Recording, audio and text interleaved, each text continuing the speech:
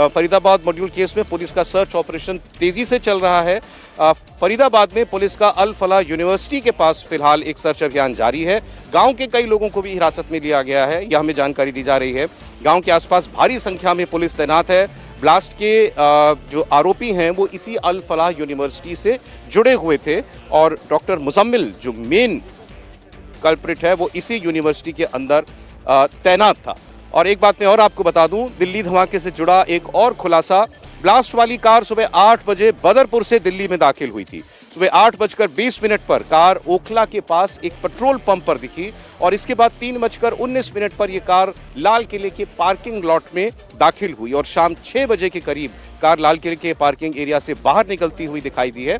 इसके अलावा इस गाड़ी को, ये जो I-20 सफेद गाड़ी है, दरियागंज, कश्मीरी गेट और सुनहरी मस्जिद के आसपास भी देखा गया है। तो ये अभी तक की जो जानकारी है वो आ रही है, लेकिन इसके 2 एपिसेंटर आप माने, एक जम्मू कश्मीर जहां से इन सब लोगों ने पढ़ाई की, डॉक्टरी की, और फरीदाबाद की अल फलाह यूनिवर्सिटी जहां पर ये लोग सब लोग जुड़े हुए थे, वहां पर पढ़ाने का ये लोग काम करते थे, नौकरी करते थे।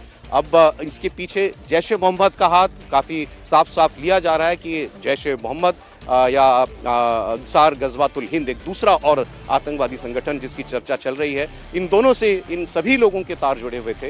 ये कब से कनेक्टेड थे एक दूसरे के साथ, कब से ये साजिश प्लान की जा रही थी, दिल्ली में एक्चुअली दिल्ली और इसके आसपास ये करना क्या चाहते थे, कल जो ब्लास्ट हुआ, क्या इन घबराहट में या अपने साथियों के पकड़े जाने के बाद इन लोगों ने घबराहट के अंदर ये डॉक्टर उमर उसने इस धमाके को अंजाम दिया, या ये उससे गलती से हुआ, ये विस्फोटक कहीं और ले जाना चाहता था क्या? और सबसे बड़ा सवाल, 3000 किलो विस्फोटक दिल्ली के पास फरीदाबाद तक पहुंचा कैसे? ये क्या प्लान था? किस हद तक ये लोग दिल्ली में तबाही मचाना चाहते थे? ये सारा जांच का विषय है। एनआईए को ऑफिशियली जांच हैंडओवर की जा चुकी है। हालांकि बाकी सारी एजेंसियां इसमें अपना सहयोग और अपना इनपुट जो है वो देती रहेंगी। तो फिलहाल अभी भी आप देखें तो ये लाल किले के आसपास की सारी सड़कें फिलहाल बंद हैं। गाड़ियां बहुत पीछे दूर रोक दी जाती हैं। मीडिया को केवल इसी पॉइंट तक आने की अनुमति दी गई है जहां पर हम हैं, और पीछे एजेंसियां जो हैं वो अपना कामकाज फिलहाल कर रही हैं। और इसमें जो धरपकड़ हुई है, अब उनसे जरूर उनके और पीछे भयावह घटना ने सभी के मन को व्यथित कर दिया है। मैं पीड़ित परिवारों का दुख समझता हूं। आज पूरा देश उनके साथ खड़ा है। मैं कल रात भर इस घटना की जांच में जुटी सभी एजेंसियों के साथ, सभी महत्वपूर्ण लोगों के साथ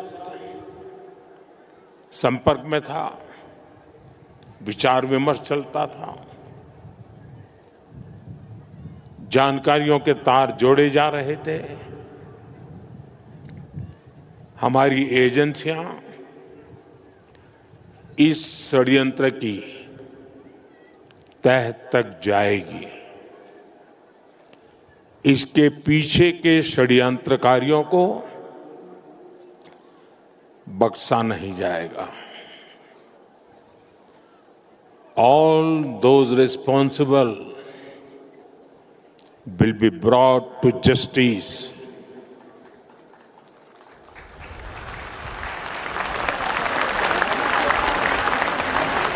साथियों, आज यहां एक तरफ गुरु पद्म संभव के आशीर्वाद के साथ ग्लोबल पीस प्रेयर फेस्टिवल का आयोजन हो रहा है, दूसरी ओर भगवान बुद्ध के पिपरहवा अवशेषों के दर्शन हो रहे हैं। और इनके सबके साथ हम सब।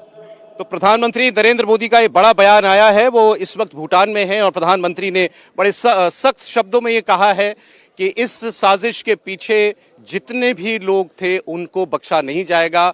मुझे पूरा यकीन है, उन्होंने कहा कि हमारी एजेंसियां बहुत जल्द उन तक पहुंचेंगी और उन सब का हिसाब किया जाएगा। अंग्रेजी में भी उन्होंने अपने इस बात को दोहराया। सभी लोगों के लिए बहुत अहम है, सदियों से भारत और भूटान का संबंध बहुत ही गहन, आत्मीय और सांस्कृतिक नाता रहा है और इसलिए इस महत्वपूर्ण अवसर पर शामिल होना भारत का और मेरा कमिटमेंट था। लेकिन आज मैं यहां बहुत भारी मन से आया हूं। कल शाम दिल्ली में हुई भयावह घटना ने सभी के मन को व्यथित कर दिया है। मैं पीड़ित परिवारों का दुख समझता हूं। आज पूरा देश उनके साथ खड़ा है। मैं कल रात भर इस घटना की जांच में जुटी सभी एजेंसियों के साथ,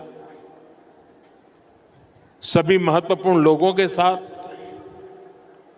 संपर्क में था, विचार विमर्श चलता था, जानकारियों के तार जोड़े जा रहे थे। हमारी एजेंसियां इस षड्यंत्र की तह तक जाएगी। इसके पीछे के षड्यंत्रकारियों को बख्शा नहीं जाएगा। All those responsible will be brought to justice.